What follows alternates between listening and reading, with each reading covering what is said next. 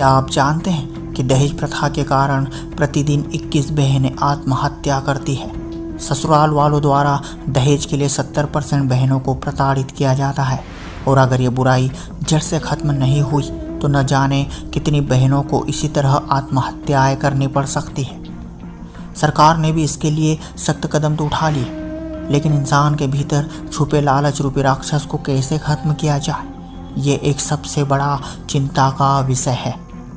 हालांकि संत रामपाल जी नामक एक संत ने इस दहेज प्रथा के खिलाफ एक मुहिम छेड़ी है और परिणाम स्वरूप इस बुराई पर कुछ ही दिनों में संत रामपाल जी महाराज ने अंकुश भी लगा दिया है।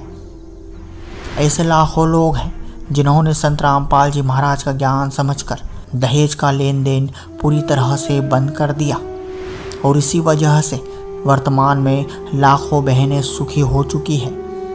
संत रामपाल जी महाराज के इस नेक कार्य के कारण ना तो किसी बहन को दहेज के लिए प्रताड़ित होना पड़ रहा है और ना ही किसी को कोई आत्महत्या करनी पड़ रही है। तो मेरे शादी में कोई दहेज नहीं लिया गया।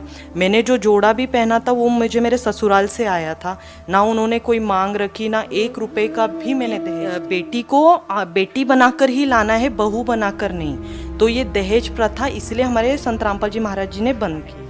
एक लड़की की हमेशा अरमान होते कि हस्बैंड उनको जो शराब ना पिए, जो उनके साथ मारपीट ना करे और जो उनका ख्याल रखे, ऐसा होने चाहिए। तो संत रामपाल जी महाराज जी के अनुयायी है, जो भगत है, वो बिल्कुल भी शराब, मांस, तंबाकू जैसे चीज़ों को हाथ भी नहीं लगाते, देखते भी नहीं है। तो एक लड़की के लिए और क्या मतलब होता है, जो सच बताता है, सच को सामने लाने वाला। यदि एक संत अगर करप्ट लोगों को करप्ट नहीं बोलेगा तो फिर वो संत कैसे? और हमारे संत रामपाल जी महाराज जी ने करप्ट लोगों पे उंगली उठाई है तो कुछ गलत नहीं किया है, क्योंकि आज उनको फिर संत ही मत बोलिए आप, क्योंकि आज जो दूसरे संत हैं वो लोग तो जुडिशरी और ये जो गवर्नमेंट है उनकी गोद में बैठकर ये सत्ता को चलाने की कोशिश कर रहे, ना कि उनके सच को सामने ला रहे। हमारे संत रामपाल जी महाराज जी ने इन करप्ट लोगों पे उंगली उठाई है ताकि सच को सामने ला सके, वरना फिर ऐसे संत को जो सच्चाई बता रहे हैं उन्हीं को आजकल के ज़माने में जेल में डाला गया है। और हमारे संत रामपाल जी ना कि एक समाज सुधारक कर रहे हैं, बल्कि वो आध्यात्मिक ज्ञान के थ्रू भी हमें ज्ञान समझाने की कोशिश कर रहे हैं, जो कि सिर्फ और सिर्फ संत रामपाल जी। नमस्कार जी सत साहिब जी, क्या नाम है आपका? अमृत कौर आलूवालिया नाम है मेरा। अमृत कौर जी, कहाँ से आए हैं आप? मैं पूना से हूँ, महाराष्ट्र। संत रामपाल जी महाराज से कब जुड़े आप? मैं 4 जून 2013 को जुड़ी थी संत रामपाल। संत रामपाल जी महाराज जी से नाम दीक्षा लेने से पहले आप क्या भक्ति साधना करते थे? देखिए, मैं सिख परिवार से बिलोंग करती हूँ, इसीलिए गुरु ग्रंथ साहिब जी को मैं मानती थी। तो जो हमारे शास्त्रों में लिखा हुआ है, जो हमारे ग्रंथ में, हम उसको मानते थे, लेकिन उसमें जो लिखा है वो मुझे कभी समझ नहीं आया। तो जब हम संत रामपाल जी महाराज जी का ज्ञान हमने सुना और उनसे जुड़े, तो गुरु ग्रंथ साहिब जी में हमें क्या दिखाया है, क्या लिखा है और हमें कैसी भक्ति करनी, वो हमें संत रामपाल जी महाराज जी ने बताया। संत रामपाल जी महाराज से कैसे जुड़े आप? संत रामपाल जी महाराज जी से मैं ऐसे जुड़ी, मैं कॉलेज का लास्ट ईयर कर रही थी, तब मुझे मेरे हस्बैंड के वहाँ से रिश्ता आया था। तो वो 13 साल से जुड़े हुए संत रामपाल जी महाराज जी से। तो उन्होंने पहले तो हमें बताया, जब देखने आए, कि हमें दहेज में कुछ नहीं चाहिए। तो ये सुन के मेरा पूरा परिवार शॉक्ड हो गया था, क्योंकि हमने अपने मतलब जब तक के लाइफ में अभी तक कभी नहीं देखा कि दहेज नहीं मांगा है। तो हमारे फैमिली में सबसे बड़ा शौक तो ये था कि क्यों ऐसे। तो हमने सोचा कि लड़के में तो कोई प्रॉब्लम नहीं, या कुछ प्रॉब्लम तो, लेकिन जब हमने उनका ज्ञान समझा तो हम बहुत शॉक्ड थे। मेरी बहनें भी हैं, तो उनकी जब शादी हुई थी तो मम्मी डैडी ने बहुत दहेज दिया था। तो मुझे आज भी याद है, मतलब मेरे मम्मी डैडी बहुत ही मतलब कर्जे में जा चुके थे उसके लिए, क्योंकि एक बेटी की शादी करना आज के ज़माने में बहुत छोटी बात नहीं है। वो बहुत माँ बाप को पता है और उनके परिवार को पता है वो कितनी बड़ी बात होती है। तो मेरे शादी में कोई दहेज नहीं लिया गया। मैंने जो जोड़ा भी पहना था वो मुझे मेरे ससुराल से आया था। ना उन्होंने कोई मांग रखी, ना 1 रुपए का भी मैंने दहेज दी। क्या कारण मानते हैं कि उन्होंने आपसे दहेज की मांग नहीं की, बगैर दहेज के आपकी शादी हुई है? ये संत रामपाल जी महाराज जी का ही निर्मल ज्ञान है, जिन्होंने हमारे समाज को बताने की कोशिश की और हमारे भक्तों को बताया कि बेटी को बेटी बनाकर ही लाना है, बहू बनाकर नहीं। तो ये दहेज प्रथा इसलिए हमारे संत रामपाल जी महाराज जी ने बंद की है। समाज सुधार में यदि बात की जाए किसी भी संत की या महंत की, तो संत रामपाल जी महाराज का सबसे पहले नाम आता है, क्योंकि आज जो नशा हिंदुस्तान में तेजी से बढ़ रहा है उस पर संत रामपाल जी महाराज ने ब्रेक लगा दिया है और बहुत सारे लाखों लोगों का नशा उन्होंने छुड़ा दिया है। आपके साथ ऐसा कोई अनुभव हो, आपके परिवार में ऐसा कोई अनुभव हो कि संत रामपाल जी महाराज ने आपके परिवार से किसी भी व्यक्ति का नशा छुड़वाया हो?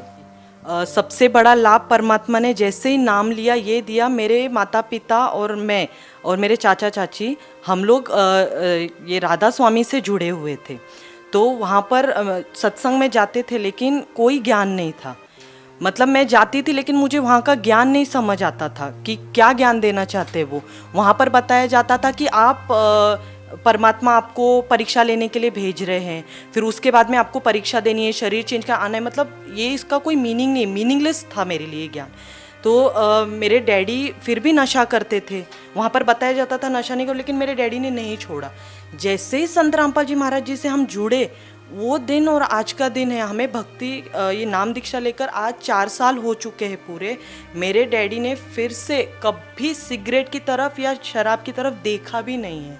आखिर लोग जब दूसरे पंथों में होते हैं, दूसरे संतों से जब नाम दीक्षा लेते हैं, तो उन मर्यादाओं का पालन क्यों नहीं करते? और जब संत रामपाल जी महाराज से नाम दीक्षा लेते हैं और नशा छोड़ देते हैं, नाम दीक्षा लेते हैं और दहेज देना बंद कर देते हैं, ऐसा कैसे है?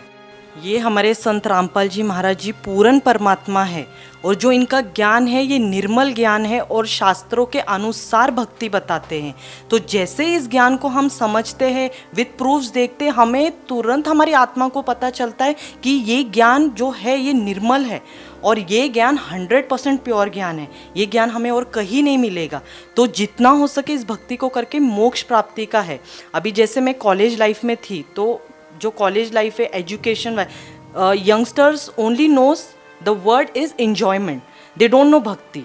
तो यंगस्टर्स को होता है कि भक्ति की एक एज होती है जो कि बहुत ही गलत है। मैंने अपने जीवन के 23 साल वेस्ट किए हैं, तो मैं जानती हूँ कि भक्ति में आने के बाद भी मैं आज पछताती हूँ कि मैंने अपने 23 साल क्यों वेस्ट किए, मुझे परमात्मा जल्दी क्यों नहीं मिले।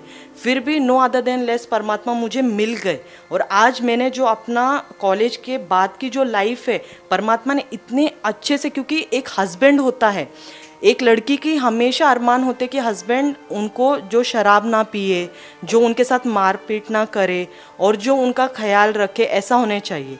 तो संत रामपाल जी महाराज जी के अनुयायी है, जो भगत है, वो बिल्कुल भी शराब, मांस, तंबाकू जैसे चीज़ों को हाथ भी नहीं लगाते, देखते भी नहीं हैं। तो एक लड़की के लिए और क्या चाहिए? आज हमारे कॉलेज में हम देखते हैं ड्रग्स, कोकेन, सिगरेट, डिस्को जाना, पब्स जाना, यही फैशन में है। तो एक्चुअली मैं यंगस्टर्स को ये बताना चाहती हूँ कि हमारी लाइफ बहुत थोड़ी है, हमें इस लाइफ में जितना जल्दी हो सके भक्ति करके जुड़ना है, वो भी सही भक्ति करके जुड़ना है। जब हम भक्ति करेंगे तब परमात्मा हमें मोक्ष का मार्ग दिखाएंगे और हमें मोक्ष मिलेगा। बिना भक्ति के कोई भी मार्ग में मोक्ष नहीं है। जब एक संत सभी लोगों पर प्रश्न चिन्ह खड़ा करेगा, उसके लिए समस्या पैदा होना एक लाजमी बात है। क्या संत रामपाल जी महाराज को इस तरह से सभी लोगों पर इस तरह से प्रश्न चिन्ह खड़ा करना चाहिए था? क्या इस तरह से कटघरे में खड़ा करना चाहिए था? सर, आपने हमारे संत रामपाल जी महाराज जी को संत कह के संबोधित किया है, तो पहले तो आप संत का मतलब समझ लीजिए कि संत का मतलब होता है जो सच बताता है, सच को सामने लाने वाला। यदि एक संत अगर करप्ट लोगों को करप्ट नहीं बोलेगा तो फिर वो संत कैसे? और हमारे संत रामपाल जी महाराज जी ने करप्ट लोगों पे उंगली उठाई है तो कुछ गलत नहीं किया है, क्योंकि आज उनको फिर संत ही मत बोलिए आप, क्योंकि आज जो दूसरे संत हैं वो लोग तो जुडिशरी और ये जो गवर्नमेंट है उनकी गोद में बैठकर ये सत्ता को चलाने की कोशिश कर रहे, ना कि उनके सच को सामने ला रहे। हमारे संत रामपाल जी महाराज जी ने इन करप्ट लोगों पे उंगली उठाई है ताकि सच को सामने ला सके, वरना फिर ऐसे संत को जो सच्चाई बता रहा है उन्हीं को आजकल के ज़माने में जेल में डाला गया है। और हमारे संत रामपाल जी ना कि एक समाज सुधारक कर रहे हैं, बल्कि वो आध्यात्मिक ज्ञान के थ्रू भी हमें ज्ञान समझाने की कोशिश कर रहे हैं, जो कि सिर्फ और सिर्फ संत रामपाल जी महाराज जी कर सकते हैं। आप भगत समाज को क्या संदेश देना चाहेंगे, खासकर उन युवा लोगों को जो आज के दिन इस भौतिकता के युग में आध्यात्मिक मार्ग से बहुत दूर हो गया है? जी, मैं उनको यंगस्टर्स को, सारे यंगस्टर्स को एक ही प्रार्थना करना चाहती हूँ कि देखिए, भक्ति की कोई एज नहीं होती।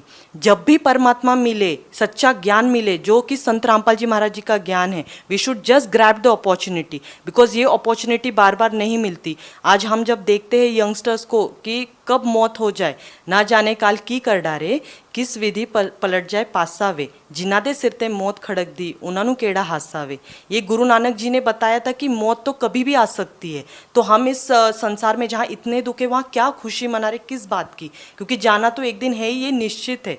दिस इज़ ट्रू फैक्ट कि हमें मौत आनी है। बिना भक्ति करके जाने से तो बेटर है कि हम भक्ति करके जाए। बहन जी, जो लोग ये सोचते हैं कि एक ऐसे संत से नाम दीक्षा क्यों लें जो आज जेल में है? देखिए, हमारे संत रामपाल जी महाराज जी सच बोलने के लिए जेल में हैं। आज उनका ज्ञान जो है शास्त्रों के अनुसार है एंड विद प्रूफ से। अगर मैं भी एजुकेटेड हूँ, मैंने BCA किया हुआ है एंड मैंने देखा है जो संत रामपाल जी महाराज जी ने ज्ञान बताया, उनको मैच किया है और उसके बाद ही मैंने इस ज्ञान को लिया है। और ये ज्ञान एकदम सच्चा ज्ञान है, हमारे शास्त्र के अनुसार है, इसमें से कुछ भी बाहर का ज्ञान नहीं है। तो हमारे यंगस्टर्स को एक ही मैसेज देना चाहती हूँ, जितना जल्दी हो सके आप इस ज्ञान से जुड़े, परमात्मा के लाभ उठाएं और मोक्ष की प्राप्ति करें। बहुत बहुत धन्यवाद। सत्य घटना, सत्य की तह तक।